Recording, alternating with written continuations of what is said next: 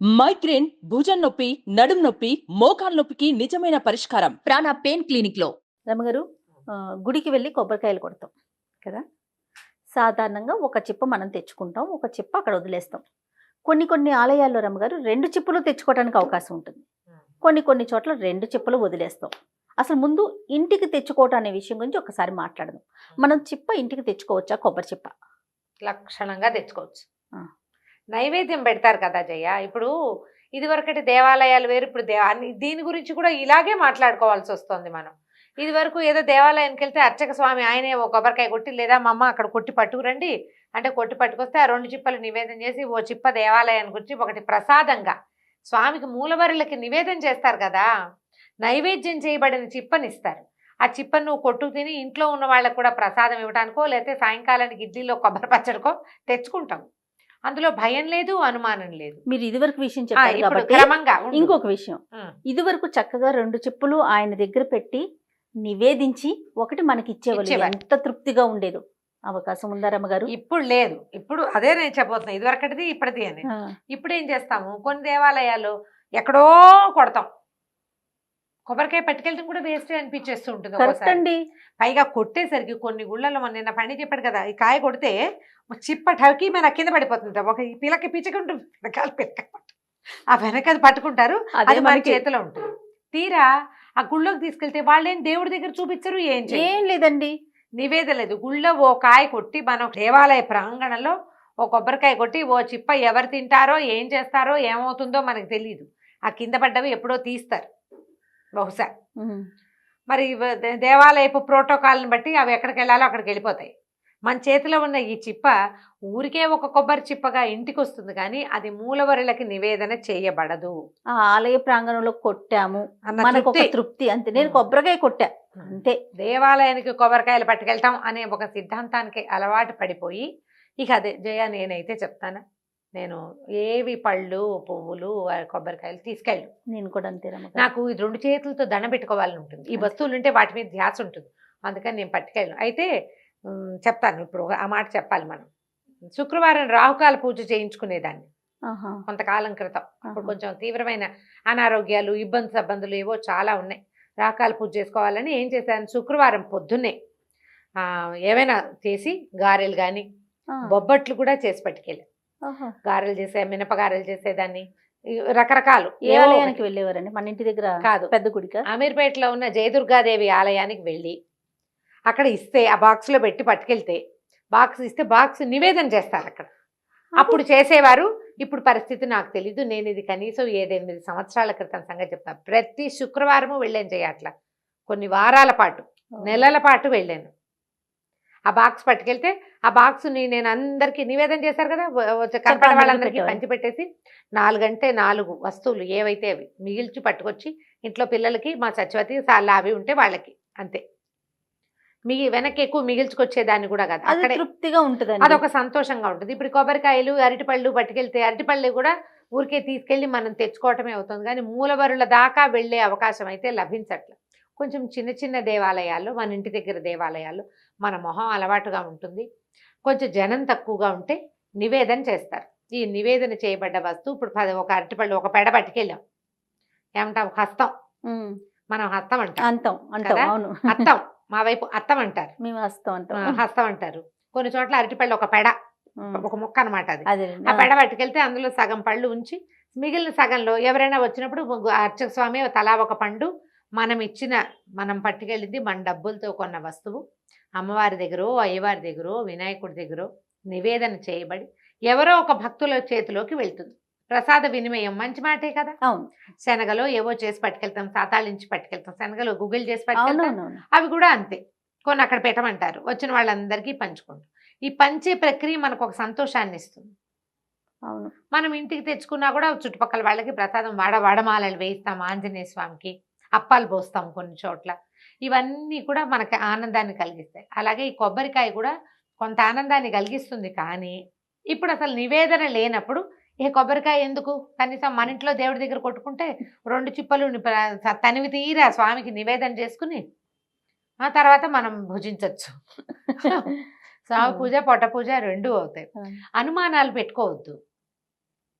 అదేలేండి. అంటే నీకు ఎవరెవరో రకరకాలు వింటాం కదా జయ. ఇప్పుడు అవును. మన ఒక్కదాన్ని వినరు, వందల రకాల ప్రవచనాలు వినేసేసరికి ఏదో ఒక భయం. తీసుకురాకూడదేమో, తీసుకురావచ్చేమో, వదిలేయాలేమో అనేసి అనిపిస్తా ఉంటుంది. శివుడికి చేసిన అభిషేకాలు, అర్చనలు వాటికి సంబంధించి కూడా భలే అనుమానాలు ఉంటాయి రమ్మగారు. శివాలయం నుంచి తెచ్చుకోకూడదు అనేసి. అలా ఏమీ లేదు. శివాలయంలో చండికేశ్వర సన్నిధి ఉంటుంది. చండికేశ్వరుడి సన్నిధి లేదనుకో, లేదు మనకి కనపడలా చిన్న శివాలయం, ఎక్కడా చండికేశ్వర సన్నిధి లేదు.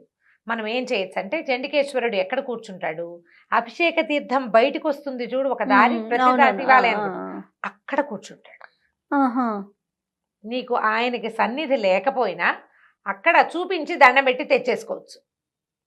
నేను వచ్చానని చిటికల చండికేశ్వరుడు, కొన్నిసార్లు చోట్ల చండికేశ్వరుడు ఉంటాడు, చిటికేసి గోత్రనామాలు చెప్పుకోమంటారు, పేర్లు చెప్పుకుంటారు.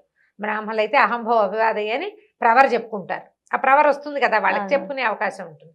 చెప్పుకుంటే ఆయన అది రాసుకుంటాడట, వీళ్ళు శివుడి సన్నిధికి వచ్చారు అని. మనం ఈ ప్రసాదాన్ని చండికేశ్వరుడి దగ్గర చూపించచ్చు. చాలా మంది ఏం చేస్తారు, శివాలయంలో నిర్మాలయం ఇస్తే ఇంటికి తెచ్చుకోకూడదని ఏమిటో భయం, శివుడు లేనిది ఎక్కడో తెలీదు. ఆ నందీశ్వరుడి దగ్గర ఆ గోడ మీద ఎక్కడ మారేడు దళాలు పెట్టేసేస్తారు.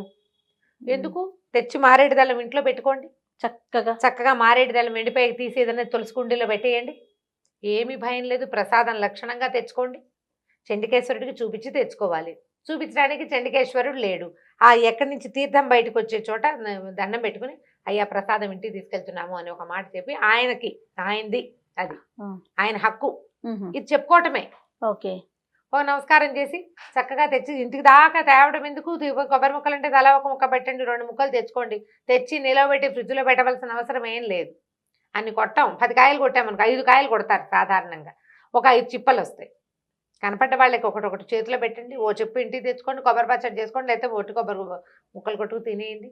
భయపడద్దు. ప్రధానంగా భగవంతుడిది కానిది ఏది ఇక్కడ లేదు. దీనికి భయము, దానికి అదేదో, దీనికి అనుమానం, ఇటు పెడితే ఏమవుతుంది, అటు తెస్తే ఏమవుతుంది, ఎందుకు వచ్చిన కాంప్లికేషన్స్. కానీ అసలు దేవాలయాలకు సంబంధించి ఎన్ని అనుమానాలు రమ్మగారు. మూల విరాట్ చుట్టూ, మనం ఆలయం చుట్టూ ప్రదక్షిణ చేస్తాం కదా, మూల విరాట్ వెనకాల అంటుకోకూడదని కొన్ని మాటలు, ఆ కింద నుంచి వచ్చేప్పుడు ఇందాక అనుకునే ప్రసాదం తీసుకొని తాకూడదని ఒక అనుమానం. నిజంగా ఇవన్నీ అనుమానాలే, రకరకాలుగా వినేయటం, ఎవరికి తోచింది వాళ్ళు చెప్పేయటం. గుళ్ళో అందరూ ఏం చేస్తే అది చేయండి అంతే. స్వామివారు ఇప్పుడు గోడకి ఆనుకుని ఉండరు అన్ని దేవాలయాలు. అవును, బ్రహ్మస్థానంలో ఉంటారు, మధ్యలో ఉంటారు, వెనకాల కూడా గ్యాప్ ఉంటుంది. అవును, కొన్ని దేవాలయాల్లో గోడకే ఉండే చోట కొన్ని దేవాలయాలు ఉంటాయి, ఆ గోడ మీదే దేవుడు ఉన్నాడు.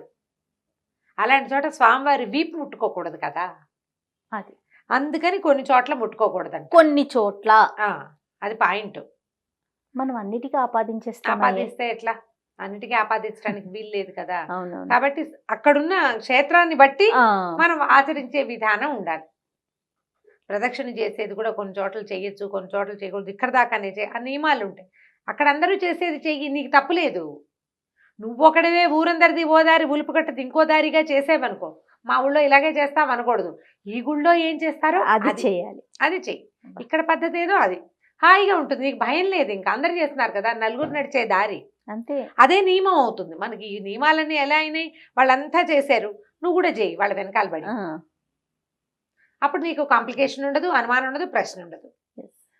అవి ఎప్పుడు వస్తాయి ప్రశ్నలు, మనం వేరేగా చేసినప్పుడు అమ్మో ఎవరు చేయట్లేదు, మనం చేసాం, మనకి ఏమైనా అవుతుందేమో. వెళ్ళేటప్పుడు ఏ బొట్టన వేలో తగిలింది అనుకో, ఇక అదేమిటో చేసాం, అందుకు ఇది వచ్చింది, పిల్లాడు పడిపోయాడు. అవునవును. పైగా ఏంటంటే పీపుల్, జనాలు ఎలా ఉంటారంటే, అందులో మనం కూడా ఉన్నాం జయ, అందరూ అందులో నువ్వు నేను తేడా లేదు. అదేమిటి అలా చేశారు, అలా కాదు కదా అంటాం. అనంగానే వీళ్ళు అప్పుడు ఏమో మేము ఇలాగే చేస్తున్నాం అంటారు, కానీ ఏదైనా సమస్య రాగానే అమ్మో అలా చేయకూడదేమో, వాళ్ళు చెప్పారు, వాళ్ళు ఇలాగన్నారు అని వాళ్ళని అడిగి ఇంకోళ్ళని అడిగి ఇంకోళ్ళని అడిగి ఇంకోళ్ళని అడిగి ఇంకోళ్ళని అడిగి, పైగా ఇప్పుడు ఇంకో మాట చెప్తాం, ఇలాంటప్పుడే చెప్పేయాలి. అది మీరు ఏదో పూజో వ్రతమో ఏదో పెట్టుకున్నారు, మీరు ఎవరిని చూసి అది పెట్టుకున్నారో, ఎవరిని అడిగి పెట్టుకున్నారో వాళ్ళనే కంప్లీషన్ గురించి కూడా అడగాలి. దాని మీద ఉన్న అనుమానాలు ఇంకోళ్ళని అడగకూడదు. అడగద్దు. పోనీ ఎవరినైనా చూసి వాళ్ళ ఇంట్లో చేసుకున్నారు బాగుందని మీ అంతట మీరే సంకల్పించి చేసుకున్నారు. మీ బుద్ధిని ఫాలో అవ్వండి. 7 వారాలు చేస్తా లేదా 14 వారాలు చేస్తా అనుకున్నాం. 14 వారాలు అయ్యాక ముగించేసుకోండి. ఇవాళ ముగించచ్చా అని ఆలోచించద్దు, భయపడద్దు అసలు. అలా భయం కొలిపే వ్యవహారం జోలికి భగవంతుని విషయంలో వెళ్ళబోకండి. మీకు హాయిగా ధైర్యంగా దేవుణ్ణి కొలుచుకోగలిగే అవకాశం ఆలోచన ఉంటే అలా కొలిచేయండి అంతే. ఎవరి పిల్లని వాళ్ళు పెంచుకున్నట్టేనమ్మా. అంతే కదా రమ్మగారు, అంతే కదా, బాగా చెప్పారు. ఎవరి బిడ్డని వాళ్ళు పెంచుకున్నట్టే ఎవరి భగవంతుడిని వాళ్ళు కొలుచుకోవాలి. నియమాలు ఉన్నాయి, ధర్మం ఉంది, ఆచరణ ప్రత్యేకంగా చేయాలి. నువ్వు అందులోకి వెళ్ళినప్పుడు నువ్వు నీ రకంగా ఉండి ఆ రకం ఏమిటో అడగద్దు. నువ్వు ఆ రకంలోకి పూర్తిగా ప్రవేశించదలుచుకుంటే అప్పుడు నీకు నియమం. సగం ఆ నేత సగం ఈ నేత చేయకూడదు. ఒక వస్త్రం నేయాలంటే 2 ఒకటి మొత్తం కలిపి ఒకటే నేయాలి. సగం ఒకటి నేసాక సగం చేతకాని వాడు సగం చేతైన వాడు నేయకూడదు బట్టల్ని. జీవితం కూడా అంతే, మన ధర్మం కూడా అంతే. నీకు తెలిసిన ధర్మాన్ని అనుసరించి వెళ్ళిపో, ఖచ్చితంగా అనుసరించది, నీకేం భయం లేదు. ఇలా కాకుండా ఇతరుల ధర్మాలని ఆచరించాలని పెట్టుకుంటే చాలా సమస్య అయిపోతుంది. భయం నీకు అంతే, భయం అండి, రకరకాల భయపడుతూ ఎలా పూజ చేస్తావు, దేవాలయం నుంచి దర్శనం చేసుకుంటావు, ప్రశాంత చిత్తం కోసం కదా మనం వెళ్తాం. అవును, ఈ టెన్షన్లు ఎందుకు వచ్చిన గోలా, ఎందుకు వచ్చిన టెన్షన్ కదా. ఆలోచించండి, ఎవరికి వాళ్ళు ఇది ఒకళ్ళు చెప్పడం కాదు, స్వబుద్ధితోటి ఆలోచించుకోవాలి.